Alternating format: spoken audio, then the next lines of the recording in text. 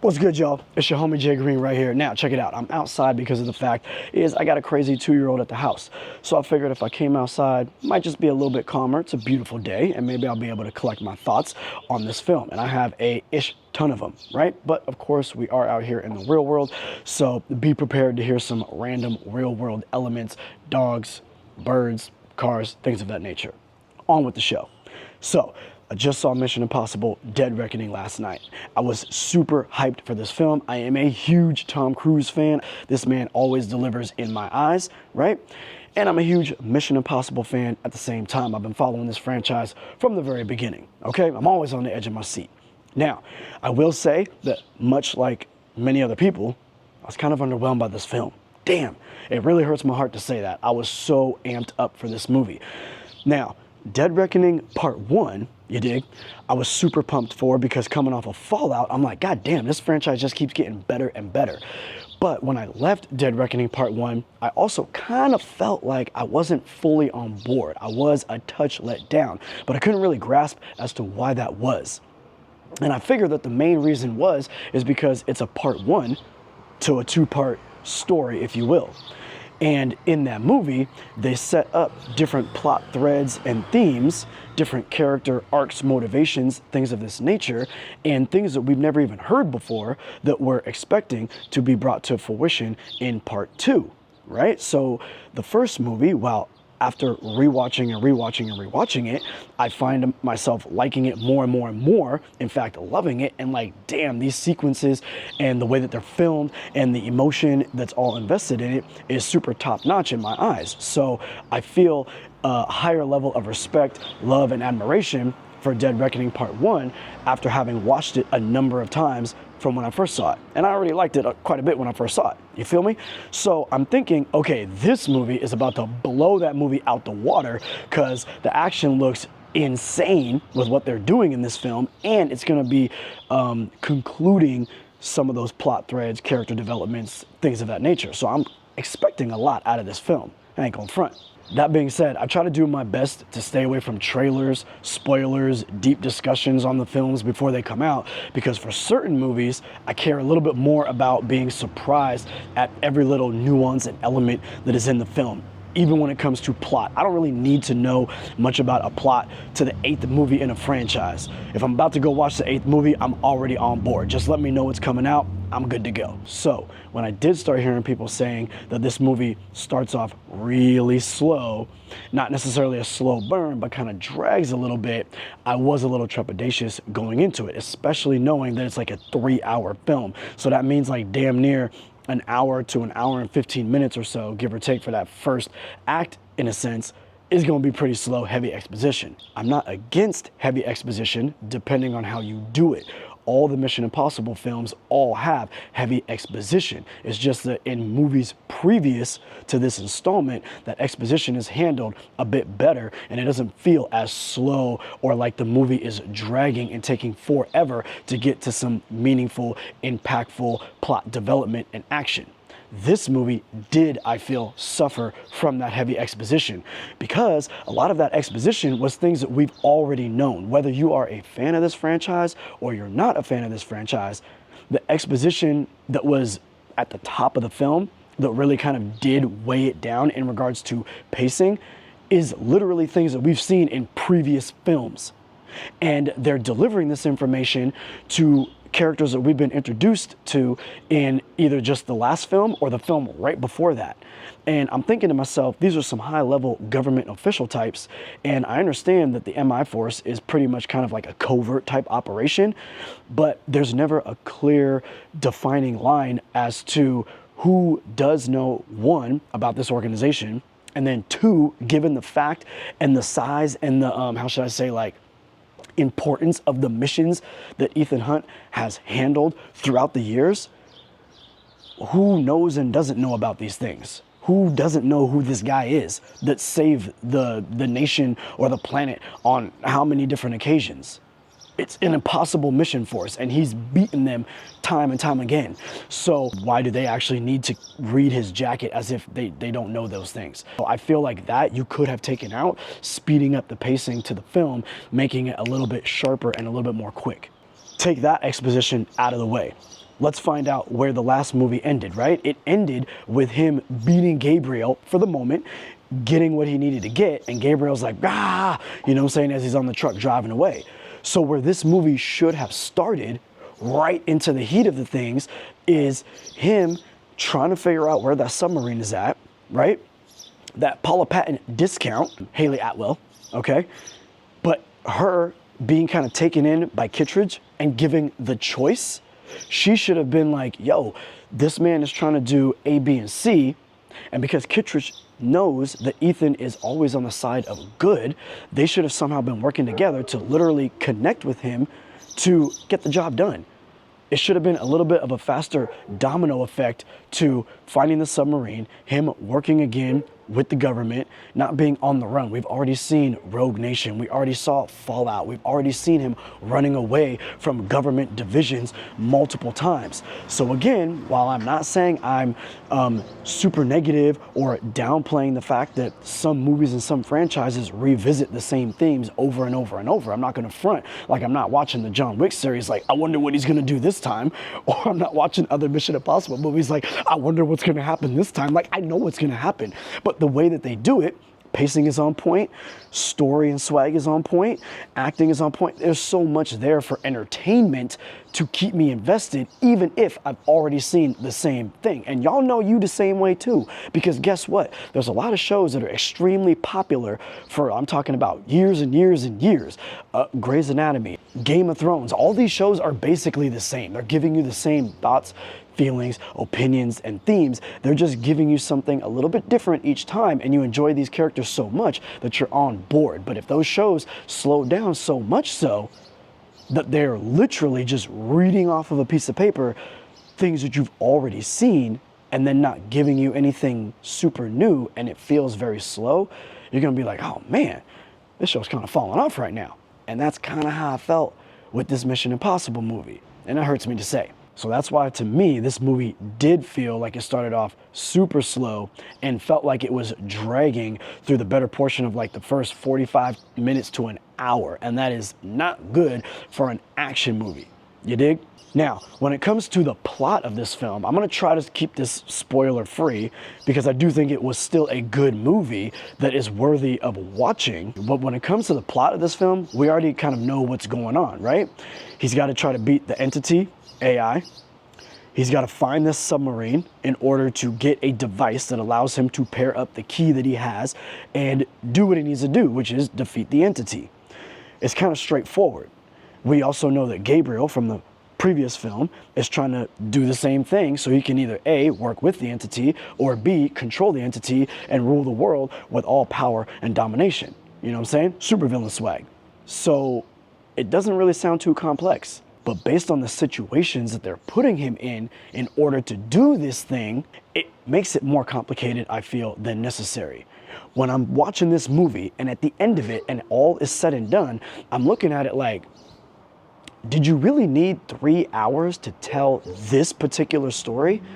The answer is hell no. You could have honestly probably made this movie 90 minutes to 2 hours, and that shit would have been tight and fire.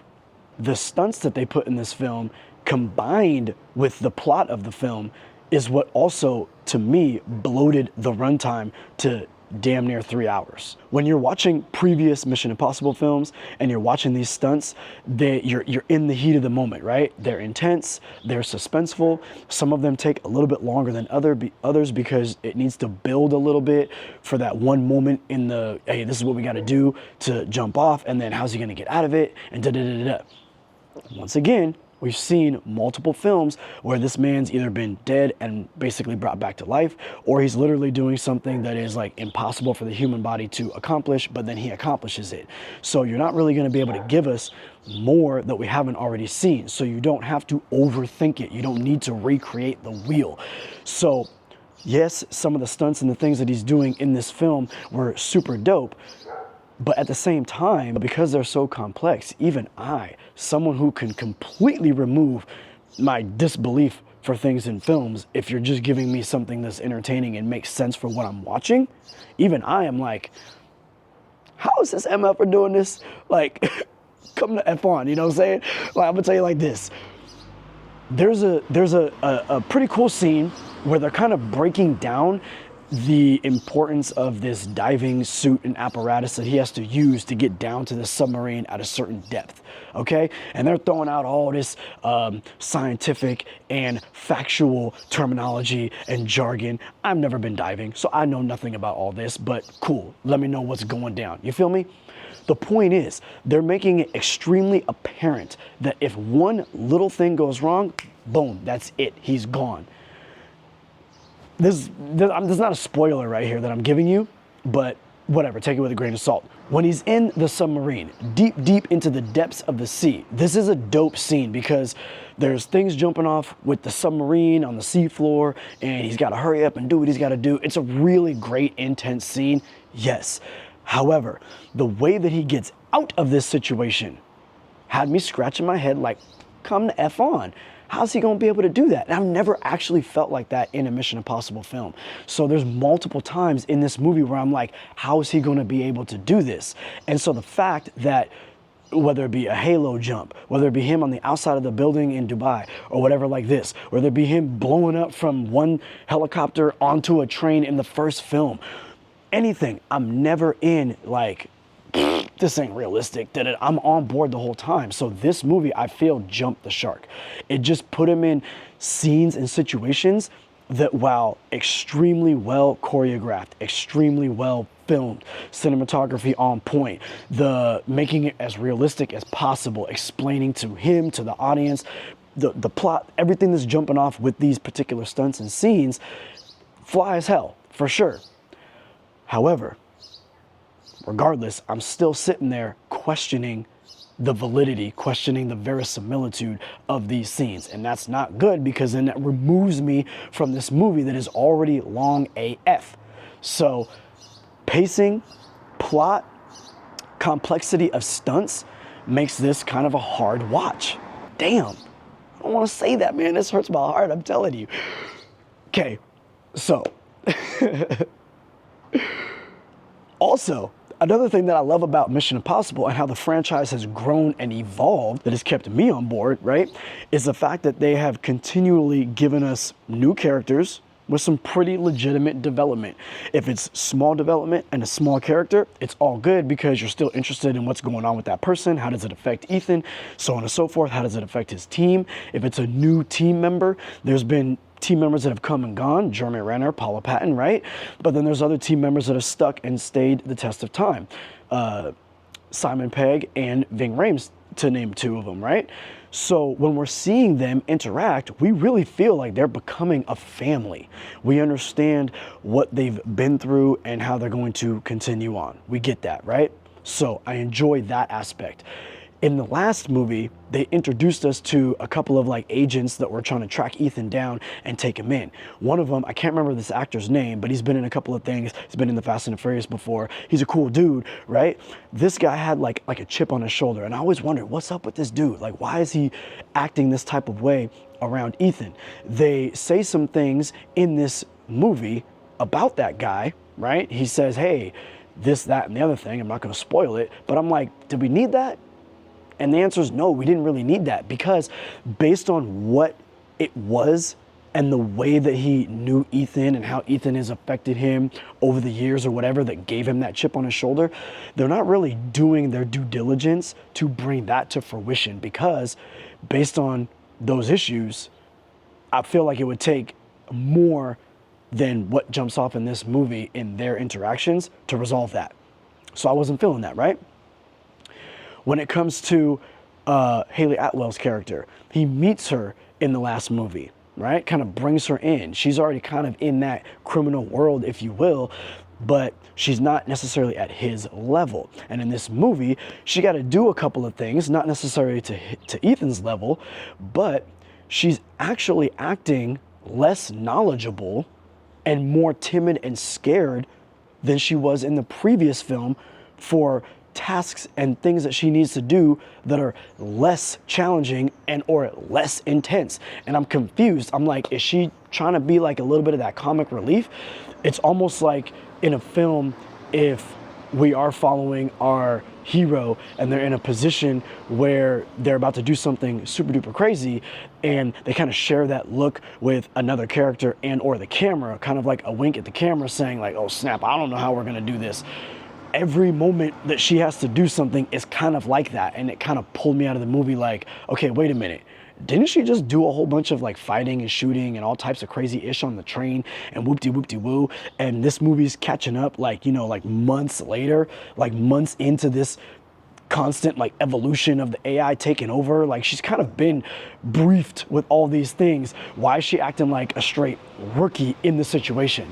That kind of took me out. Like, I feel like she was in a different film. In the previous film, Dead Reckoning Part 1, they introduced us to Gabriel, and they're alluding to the fact that him and Ethan know each other, and that Gabriel double-crossed him in one way or another. So I'm thinking in this film, they're gonna kind of finish that through line, and when Ethan takes this dude out, which he inevitably will, right? It's gonna be super satisfactory. It's gonna tie a whole bunch of things in and kind of conclude Ethan's story, because this is the final reckoning, you dig? They don't talk about that ish at all, to my recollection. I just saw it last night, so if they did talk about it, they did a horrible job because I don't remember shit about it. But they didn't talk about that at all. They don't add anything new to, were they partners? Why did Gabriel turn bad? Why did he betray him?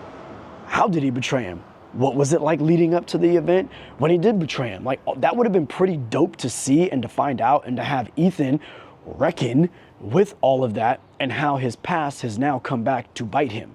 That would have been super fly, super dope. They didn't do any of that. So again, overcomplicated plot, overcomplicated stunts and missions and little detailed things like that, when you could have developed and built more into the actual story behind this super villain, super foe to Ethan, that he was the one guy that got away from back in the day, the one guy that turned the tables on Ethan that he was never able to catch. You could have built so much into that, you know, and given us that like Maximus versus Commodus type moment. You know what I'm saying? But you didn't. So I'm wondering, why even say in the first film? He could have just been a dude that was working with the entity. You dig? So I just feel like the first movie built so much potential into what this movie could have continued into, that would have justified its 3-hour something runtime with crazy, intense, and complex stunts. But then it didn't really do that. You feel me? So I just feel that not giving us more to Gabriel and Ethan's story prior to the first Mission Impossible film, after you alluded to all of that in the previous one, was a super missed opportunity, and it kind of makes you mentioning it in the previous one a waste. The biplane stunt in this film is probably by far the best stunt in this film. Every other one is just tense situations, but they don't really feel like stunts, again, like I said, because some of them are like even unrealistic to the point where I'm not buying it. And I know this man is doing all this ish for real. But the biplane scene stuff was dope. It's also where we see the real final showdown between Ethan and Gabriel, and it is pretty satisfactory. But then the end of the film as a whole is kind of anticlimactic because of the way that they have to defeat the entity. I'm not going to say how they do it, but I will say that the way it's done is extremely reminiscent to how they defeated the real John Lark in Fallout, and the same way that they defeated other villains in other films. One super dope thing in this film wasn't even action. It was a callback to the very first movie with a character, right? And the way that they brought that callback in, the way that they utilized it, I thought was smart. I thought it was well executed. I thought it also brought a level of emotional engagement and finality, well, I don't know, to that character and Ethan. And there's a moment that that character has an opportunity to kind of step up and do a couple of things. And I kind of find myself emotional, again, because of just everything that was from that first movie with that particular character, and everything that kind of came to be with that person. You dig? I don't want to spoil what it is. So I thought that that was super, super fly as hell. However, there is a moment when this character has to do something and he's got to get from point A to point B. And I'm like, ain't no way in hell him and his wife are going to be able to make this run. You feel what I'm saying? I told my wife afterwards, I'm like, there's no gyms in the area that they are at. I'm sorry. They're not out there jogging, paying attention to the VO2 max. I don't see no creatine or what. They're not making this run. It ain't going to happen, right? So again, certain stunts, certain elements, I feel like this movie was like, in a way, it wanted to put everything all at once. You feel me? It wanted to pay tribute to Tom Cruise as Ethan Hunt. Put it all in the film. It wanted to pay a tribute to Mission Impossible as a franchise. Throw it all in there, right? It wanted to give you all of the callbacks and tie up all these quote unquote loose ends any way it could. Throw it in there, who cares, whatever. But it didn't want to actually put key characters and characters that are going to make a significant difference in a position where their lives would be at risk. And if it did put them in those positions, their lives were never really at risk and they made it. They were cool. They survived. And that's what's unrealistic. In the last movie, what's her name? Rebecca Ferguson. She ain't make it. I was like, whoa, damn. If you're gonna put our characters in peril, in a tense situation, some of them can't make it. Everybody can't go. You feel me? And that's what I loved about the Mission Impossible films, was that he wasn't always winning. The gizmos and gadgets and things that they would use didn't always work. They had to think of another way around it. And some of the films did have characters that we liked, that we cared about, that maybe should have won the fight, not win the fight. You dig? So I feel like this movie kind of missed on so many marks. Now, is this movie bad enough to the point where I wouldn't suggest that you watch it? No, I definitely think you should check it out. But is it not good enough to the point that if you have like a little one like I have at home, that I wouldn't suggest that you rearrange your whole evening for 3 to 5 hours out, dinner and a movie with your lady, spend that money? Damn, you gotta probably watch this one at home, yo. If you're super busy, it's 3 hours deep, watch this one at home. I'm sorry. Right? Is this one so bad that I'm not going to add it to my collection? Hell no. This movie, I'm definitely going to add it to my collection. It still is a good movie. You know, the acting is still on point. Tom Cruise and Chris McCoy are still giving us like top dollar energy and engagement and, you know, thought process and all that. But as far as the theatrical experience, this one just didn't do it for me, yo. This one just didn't do it for me. Plot was over complex. Movie took forever to get going. Stunts, while dope, were over complex and even unbelievable no matter how much they explain them. And then the stunt that really was the dopest to see was the biplane scene, and that's like all the way at the end of the damn film. And defeating the entity, that portion was kind of anticlimactic because I've seen things executed just like that, but better in Fallout. So, I don't know. That's my all over the place review for Mission Impossible. I hope y'all enjoyed it. Catch me in the next one. Your homie, Jay Green. I'm out.